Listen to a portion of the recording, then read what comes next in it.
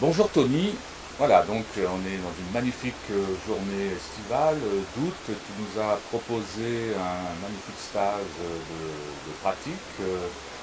Mais alors est-ce que tu peux nous dire en quoi consiste la pratique alchimique dans le cadre de tes travaux? Est-ce que ça a un sens?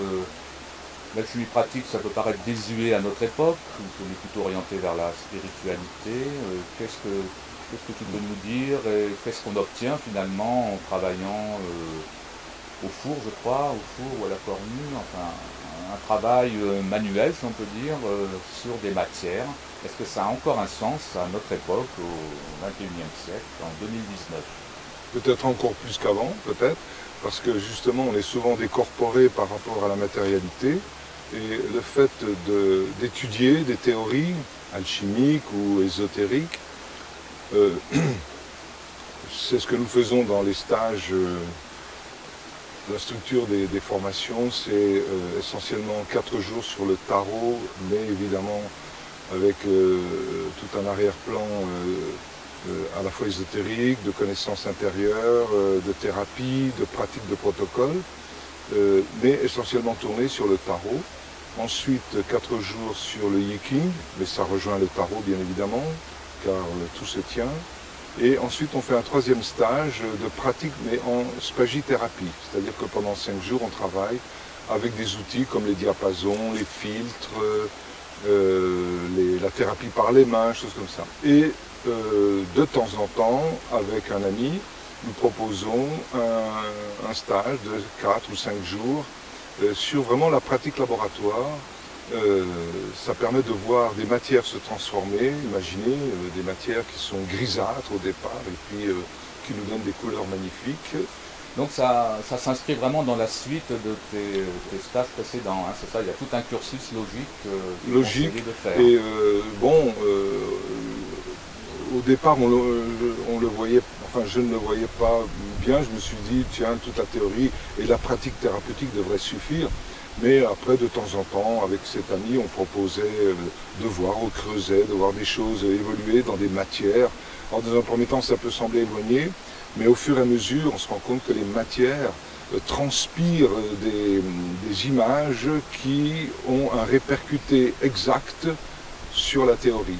Par exemple, il y a une matière comme ça, quand on arrive à ce qu'on appelle le 3e œuvre, il y a une matière avec des couleurs, tout ça, et puis au fur et à mesure qu'on s'est perfectionné, eh bien, ces couleurs correspondent réellement à cette phase ésotérique. Par exemple, ça peut vous sembler religieux, mais le chemin du Golgotha du Christ, on le retrouve dans ce qu'on appelle le 3e œuvre. Au Golgotha, le Christ est crucifié, il répand son sang qui est récolté par la coupe du Graal, qui est verdâtre, hein, et le sang est rouge. Et bien dans cette phase-là, nous avons, dans ce stage qu'on vient de finir, eu un cadeau extraordinaire d'une pierre, en quelque sorte, qui a ces 2 couleurs. C'était assez troublant, et si on garde dans les mains pendant un certain temps cette pierre, elle va devenir huileuse. L'huile, ça rappelle l'huile d'onction. Il faut savoir que l'onction vient de oindre, et oindre, c'est le nom français de Christ. Christ, c'est loin, L''O-I-N-T. Donc c'est une teinture. Et cette pierre, donc c'est quelque chose de très matériel, qui est obtenu à travers 3-4 jours quand même de travail intense, eh bien, va nous donner cette huile. C'est une huile d'onction. Donc l'aspect Christ est une huile, une tincture. L'étape d'après, qui est Jésus, Yeshua, c'est encore différent. Donc voilà, donc il y a toute une pratique qui vient confirmer une théorie. Et là il n'y a pas photo. Ou plutôt, il y a eu beaucoup de photos, mais il n'y a pas photo dans le sens où la matière et l'esprit ne sont absolument pas séparés dans une bonne alchimie gnostique. J'insiste, l'alchimie gnostique respecte tout à fait l'alchimie traditionnelle, mais respecte aussi des notions fondamentales au niveau philosophique. Donc là, tu viens de nous parler de résultats intéressants, effectivement, mais tu pars de quoi? Tu pars d'une matière première? Alors on parle de matière On première. parle de plantes, à partir de plantes, Oui. On pourrait dire que la plante, c'est le règne végétal qui est le plus proche de nous, avec sa verticalité, les tiges, notre colonne vertébrale. Mais pour cette fois-ci, nous avons fait un protocole, un processus, si vous voulez, à la fois végétal, qui était très simple finalement, qui a été préparé dès le départ et qui était là en attente de tout ce travail, du coup, pour le coup, alchimique, 100% alchimique et pas spagyrique, hein, vraiment alchimique. Et le résultat a été placé en relation avec le végétal du départ. Et là, nous avons obtenu ce qu'on appelle des élixirs planétaires qui respectent chaque planète du système septuple, donc avec 7 aspects. Alors, c'est sûr que les notions d'alchimie, materia prima, feu secret, voilà, sont apparues très concrètement dans la pratique du laboratoire. Donc c'est une voie qui est consacrée à l'œuvre noire, par exemple. Alors, on parle de différentes œuvres, effectivement. Tout à l'heure, je vous parlais de l'aspect Christ. Hein. Bon, c'est la coction, on l'appelle aussi la grande coction. Eh bien, ça, c'est l'œuvre au rouge, mais elle est précédée par une œuvre au blanc. Cette œuvre au blanc qui permet justement d'obtenir des résultats concrets de sublimation. Donc, les sublimations sont des choses qui sont là-haut, et il s'agit de les faire redescendre sous forme on parle d'émeraude, on parle de rubis, on parle de choses comme ça, parce que ça a des couleurs qui rappellent ces éléments-là. Et ensuite vient le troisième œuvre, qui est l'œuvre rouge. Donc il y a plusieurs œuvres, mais il faut commencer par l'œuvre noire, et même l'œuvre noire, il faut commencer par un hors d'œuvre, c'est-à-dire avant. Il faut préparer nos matières qui vont nous servir par la suite. L'alchimie classique nous parle d'une certaine matière féminine et une certaine matière masculine. Eh bien, ça ne vient pas comme ça. Ce sont des secrets qu'on ne peut pas transmettre. Ils sont tellement étalés qu'on a du mal à imaginer que ce sont des secrets. Mais ça l'est. Ça l'est. Parce que, est-ce qu'on ne peut pas dire qu'à l'heure d'Internet, toute l'alchimie est galvaudée et qu'on trouve tout sur Internet? Il y a dans les échanges... Pardon. Tout est dans le domaine public maintenant, non? Il suffit d'acheter une cornue et on fait la pierre philosophale. De la même manière que tout est dans les librairies, hein. On a tous les livres, mais on n'a plus d'yeux pour les voir. Alors c'est ça le problème maintenant, ça s'est inversé. Les livres on les trouve, mais les yeux on ne les a plus. Alors ce que je veux dire par là, c'est qu'il y a effectivement des notions extrêmement proches de ce processus qui sont divulguées. Après il faut passer à la pratique et puis savoir trier le bon grain de livret. Alors c'est quoi la matière première? Certains vont dire c'est l'étain, d'autres vont dire non, non, c'est le plomb, non, non, c'est l'antimoine, par exemple, ou ah non, non, c'est la stibine, ah bon, c'est pas pareil, non, il semblerait que ce soit un peu différent. Alors il faut avoir quelques petites notions de chimie peut-être. Voilà. Donc, je croyais que c'était le tartre. C'est pas le tartre la matière? Le tartre, c'est intéressant parce que ça fait le lien entre l'aspect minéral et l'aspect végétal. On pourrait estimer que ça peut entrer en ligne de compte dans ce travail, mais il n'y a pas que ça. Donc il faut vraiment avoir une belle formation, j'ai envie de dire ésotérique, alchimico-ésotérico, tout ce que vous voulez, pour tout doucement s'approcher. Et à un moment donné, on a la chance de rencontrer la possibilité d'un stage pratique. Voilà, ça arrive, on en a fait quelques-uns, on en fera peut-être encore quelques-uns, et puis voilà, on n'est pas éternel, malgré qu'on parle de pierre philosophale. C'est quand même pas un stage qui montre comment faire la pierre philosophale. Comment?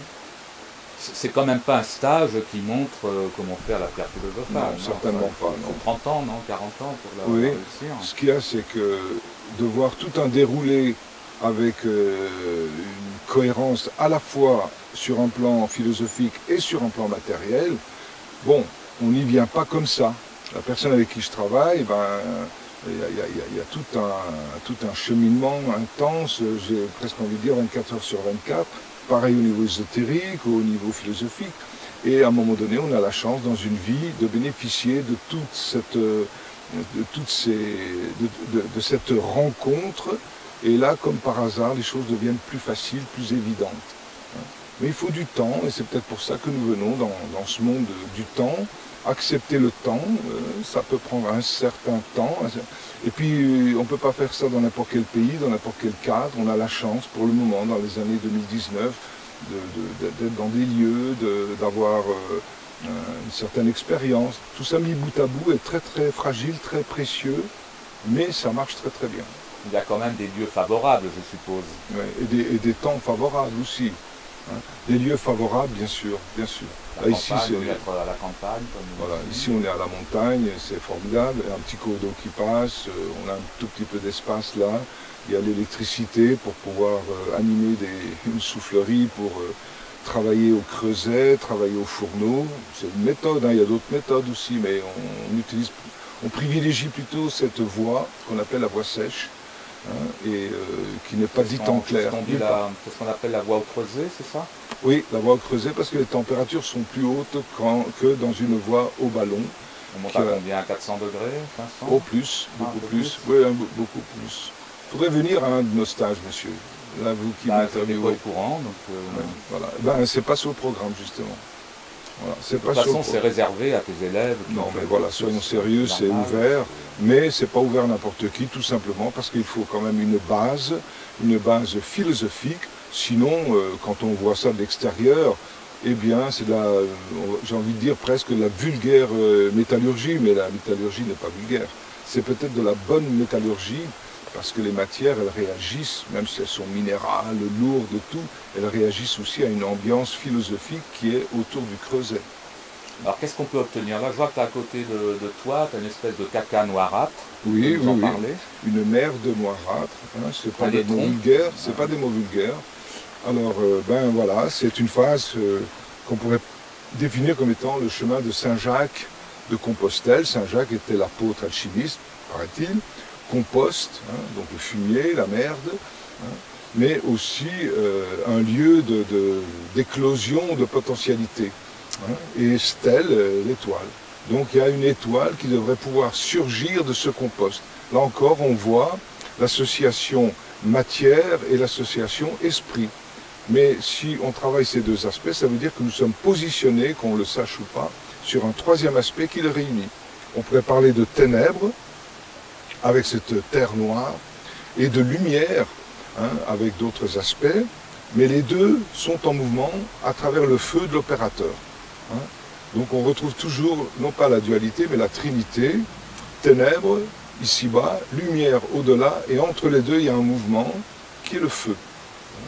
On peut même parler de Satan et Lucifer, et entre les deux, il y a le Christ, qui va nous amener à travers une matrice qui s'appelle Marie-Madeleine, et on le retrouve dans des matières, dans notre opérativité, qui va nous amener à la figure de Yeshua, qui va nommer Dieu, hein, qui va mettre le feu, le shin dans Dieu. Bon, ce sont des notions peut-être un peu compliquées pour certains, mais c'est pour ça que nous faisons des stages qui nous acclimatent, qui nous sensibilisent à ces notions, et à un moment donné, quand on est confronté, je dirais, à la pratique, il y a un avant et un après.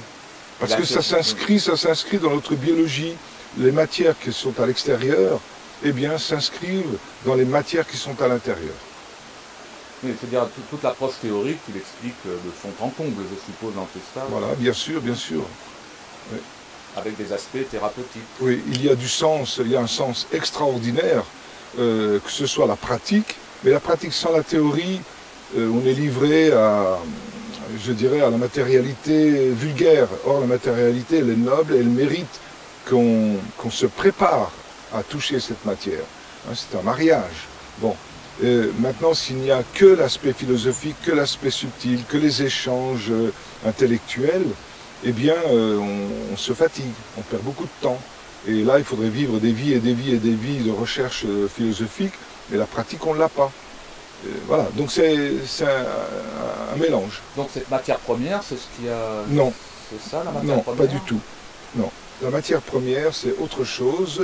Il y a aussi l'idée d'un feu secret et l'association des deux, materia prima et prima materia, hein, c'est aussi le feu secret, la prima materia, eh bien, à travers le creuset, le feu vulgaire, le feu extérieur, va nous amener à un moment donné à un composé où il y a cette terre noire que les alchimistes appellent le caput mortum, c'est-à-dire la tête morte, hein, ou alors la tête du corbeau, le corbeau étant noir, eh bien, il y a cet aspect-là, et ensuite il y a aussi un autre aspect plus métallique qui apparaît, et il va y avoir le coup de marteau qui va séparer cette matière ténébreuse noire que nous avons ici, qui est aussi un petit peu huileuse, et une matière plus ferme, plus métallique, qu'on appelle un mercure.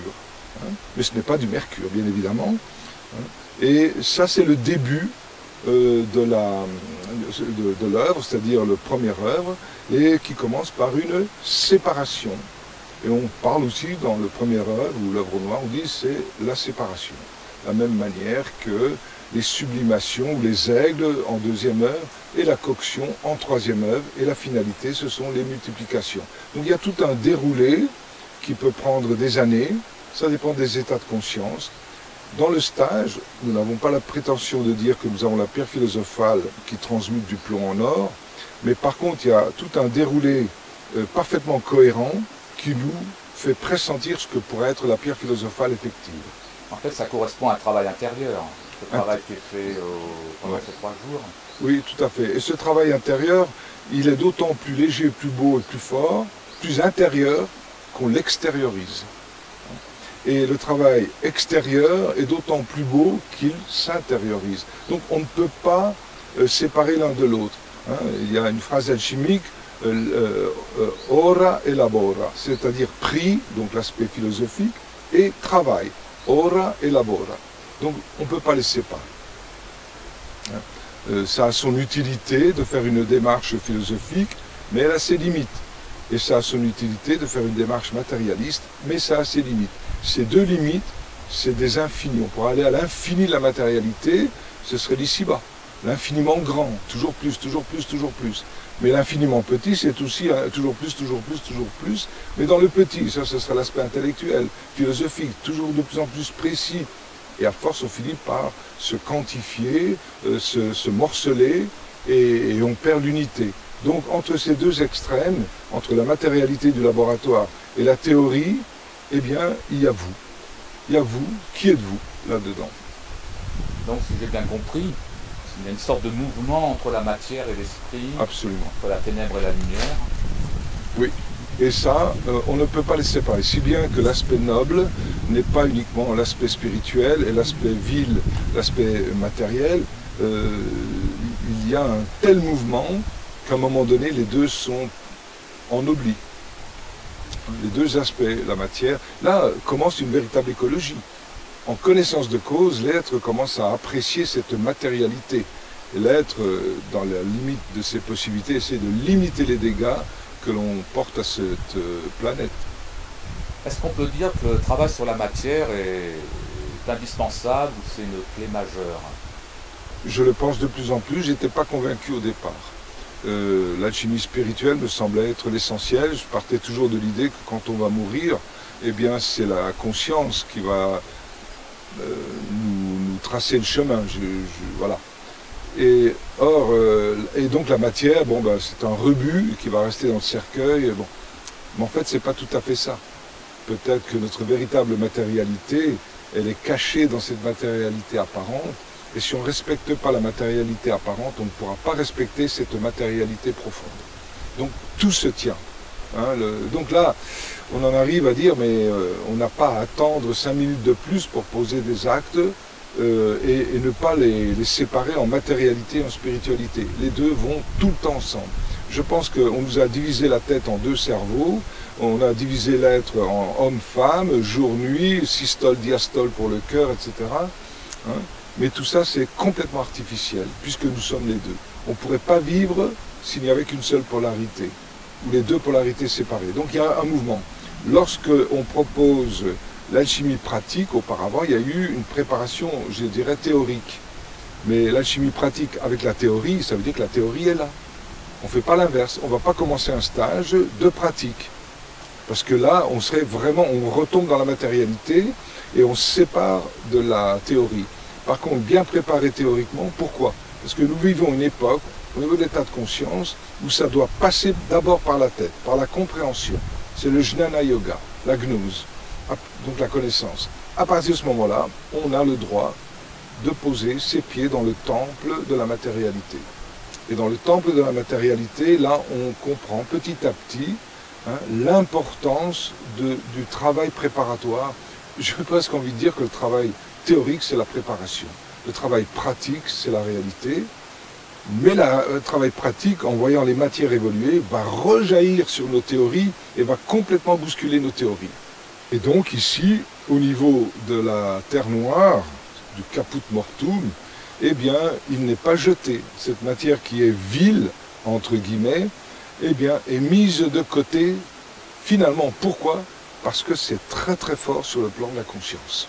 Est-ce qu'on peut dire que ça représente la matière dans ce cas-là de plus vile que caput, Oui, terre noire? La noirceur, c'est quand même négatif. Oui, un condensé de vilain, quelque chose qui est vilain, qui est vil, qui est à écarter. Mais au nom de quoi? Au nom d'une perspective exclusivement spirituelle, donc mortelle. Pourquoi? Parce que la spiritualité, c'est l'au-delà. Donc les gens qui font de la spiritualité en écartant ce vil, enfin qu'ils ont considéré comme étant vil, eh bien, favorisent une spéculation suprême qui est la lumière, la lumière, la lumière. Et c'est un piège. Donc en fait, avant de démarrer l'alchimie, il faut reconnaître en nous et à l'extérieur les deux polarités. C'est ça. Spiritualité, matière, lumière. Nous sommes produits par les deux polarités. Papa, maman. Sans papa, maman, on n'est pas là. Donc tous nos discours tombent à l'eau. Donc la base de notre venue dans ce monde duel, c'est d'accepter le monde duel.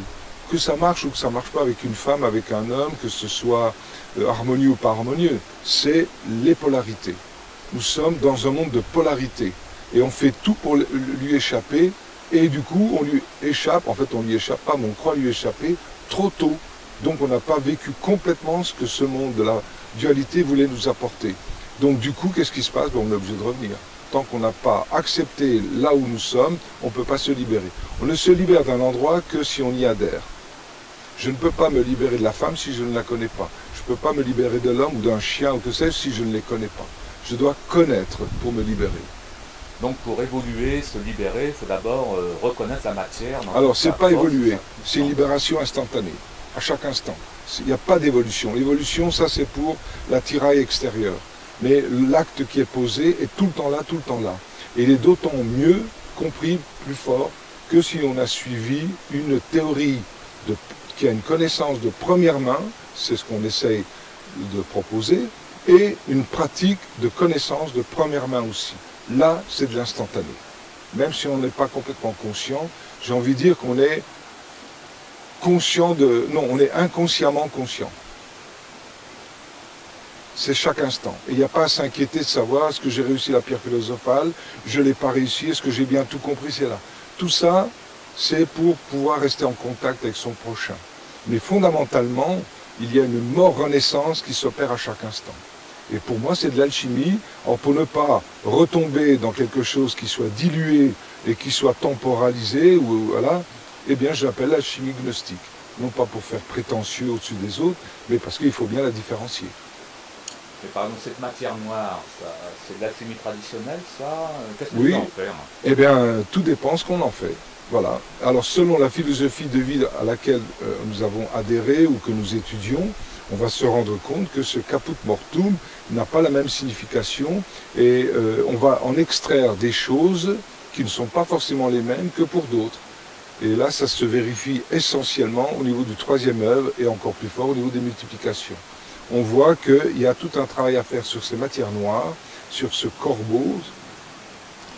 Il y a tout un travail à faire pour l'adapter à cette alchimie gnostique qui a un aspect pratique.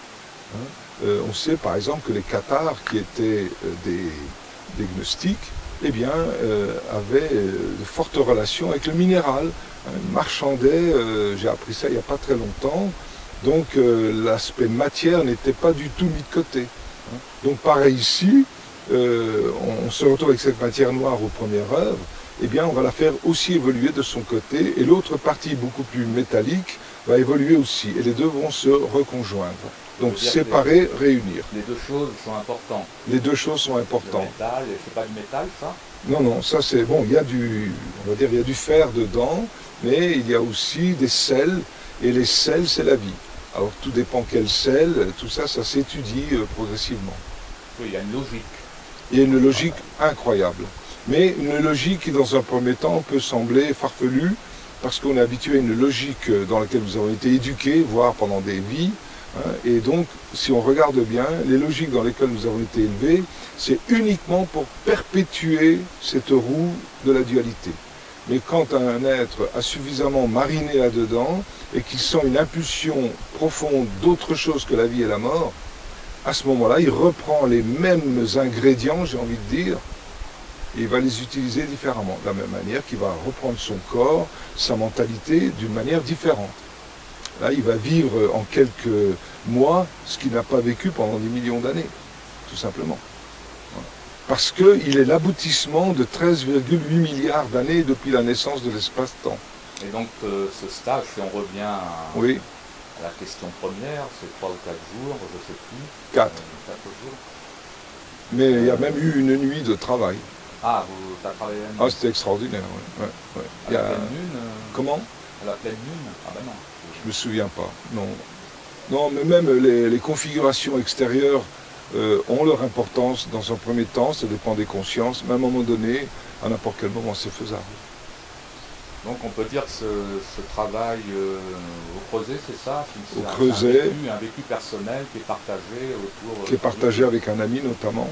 Je serais incapable de mener toutes ces opérations, voilà, on ne peut pas être bon partout. Et c'est génial parce que justement, du fait de ne pas connaître le tout, il y a une ouverture qui se fait, ça nous rend un petit peu plus humble et l'humilité est la clé. Si tant est que je puisse me définir comme humble, je ne le crois pas. D'accord, donc on peut parler d'alchimie au coin du feu. D'un bon feu, oui. D'un bon feu. Et il y a même eu des moments, des crises de fou rire. Voilà, donc ça fait jaillir des choses. Ça travaille intérieurement. Ça travaille intérieurement. Il y a un avant et un après. Et nous voyons, là, vraiment, je peux le dire, en fin de stage, il y a vraiment presque de la transfiguration dans les visages, dans les attitudes, et même dans les contacts humains de personnes qui, hors du contexte alchimique, gnostique, eh bien, ce n'est pas forcément des personnes vers qui vous iriez. Et là, il y a une fraternité. Mais ce n'est pas une fraternité, tout est amour, toutes ces conneries-là, pas du tout. Hein. C'est une fraternité de soi à soi. Et à partir de là, il y a une fraternité extérieure.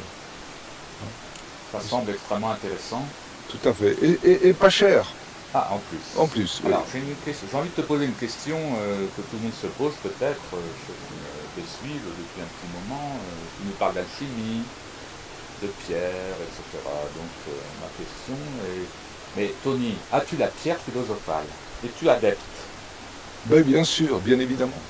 Oui, je pourrais te donner des cours, mon petit. Bon, ben, nous sommes rassurés alors. Voilà, donc je t'invite au prochain stage, mais tu payes. Hein. Ton prochain stage, c'est important pour toi de te dépouiller de cet argent vil que tu n'as pas d'ailleurs, tu ne vas pas en avoir beaucoup. Bon, enfin, tu manges 3 fois par jour, ça va. Et tu as chaud. N'oublions pas le ricoré le matin, extrêmement important. Voilà. Et donc cet ami, ça serait pas le célèbre Max Laforge? Oui, bon, je ne vais pas divulguer son nom. Il ne faut pas le dire.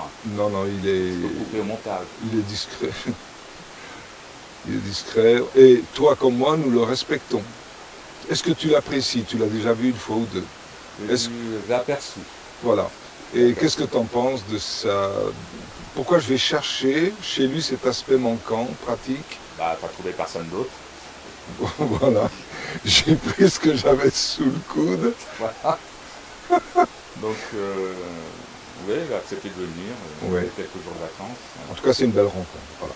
Et donc, c'est cet aspect pratique qui est tout à fait, j'ai envie de dire de plus en plus, pour moi, fondamental à une compréhension et aussi un comportement dans ce petit espace-temps qui nous reste. De poser un acte matériel. Avec cet ami, je ne sais pas si je t'en ai parlé, eh bien, nous avons trouvé une cohésion entre nous extraordinaire, hein, mais au-delà de ça, au niveau très concret, il y a 2 ou 3 ans, je ne sais pas si je t'en avais parlé, nous étions en pays Qatar, à Ussat-les-Bains, dans le pas le jardin, enfin dans le terrain autour de la maison d'Antonin Gadal, qui était le patriarche cathare, et nous avons fait de l'alchimie pratique. Je ne pense que ça ne s'est jamais fait. Nous l'avons fait. C'est un honneur, c'est un grand moment. Au niveau pratique, j'ai envie de dire que ce n'était pas aussi beau que ce que nous venons de vivre ici. Bon, il est peut-être parti trop tôt, cet ami, il a dû rentrer chez lui, donc là, tu ne l'as pas aperçu, mais voilà. C'est plus beau ce qui a été vécu ces 4 jours-là, et cette nuit, mais nous avons aussi, il y a 2-3 ans, posé une alchimie opérative en pays cathare. Alors, qu'est-ce que ça veut dire? Je ne me prends pas pour ce que je ne suis pas, mais on l'a fait. Ça a été fait. Ça ira où? Ça vient d'où? Etc. En même temps que la visite des grottes. Donc on a fait une association de ce que nous avons vécu, théorico, pratico, etc. dans les grottes, avec l'approche gnostique des cathares, etc. Voilà. Dans un état de rose-croix intérieur, gnostique, etc. Mais en plus, on le vérifiait au creuset.